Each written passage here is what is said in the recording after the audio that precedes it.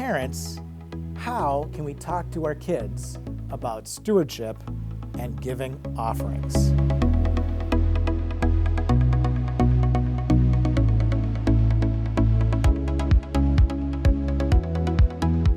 It's hard talking to our kids about money, talking to our kids about giving, because there's so much pressure.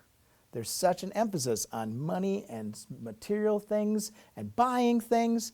Your kids and you are bombarded every day with those messages. I need and I want. And there's more needs and more wants out there than we can handle. So how do we talk about stewardship and giving offerings to our kids? Well, parents, first things are, you need to figure out, why do you give? What does stewardship and giving mean to you? What are your practices? Because your kids are going to have questions. They're going to want to know.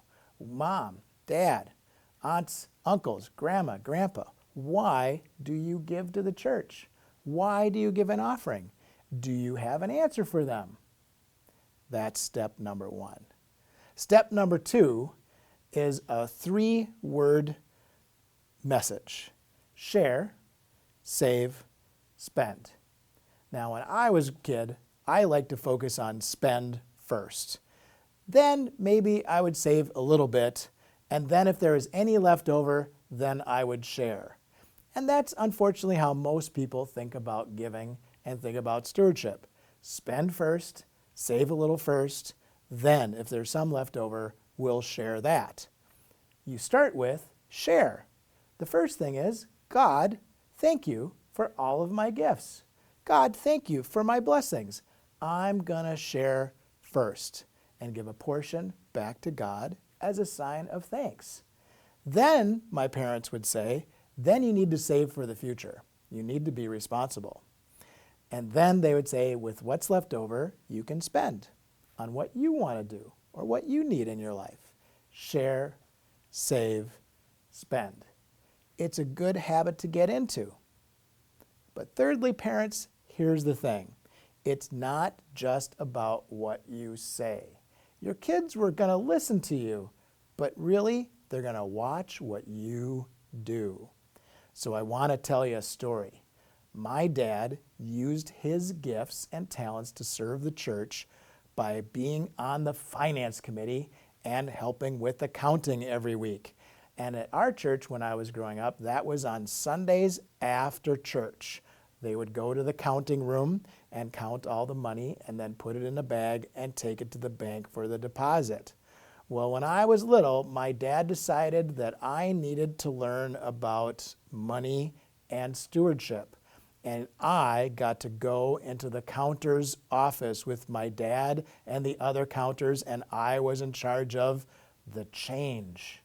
I got to count the pennies and the nickels and the dimes and the quarters, and I had to do it 3 times to make sure that it was all right.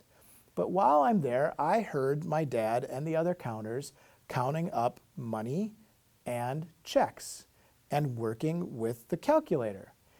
And afterward, I got thinking about that. Well, what's that for? Why do people put their money in those offering baskets? What's all that about? And afterwards, as we drove home, my dad explained that it is the members of the church, the disciples of Jesus at our church, that support all of the ministries.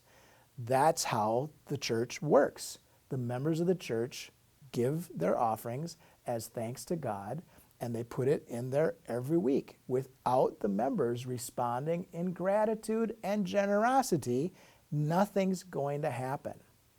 That was a really important life lesson to see that. And then I got to see my parents put their offering envelopes in the basket in worship every week. And then I got to bring my little offering envelopes to Sunday school with my sharing money. So parents, first think about what you do, what stewardship and offering means to you. Then talk about share, save, spend. So parents, put your words into action. Show your kids what stewardship and giving is all about.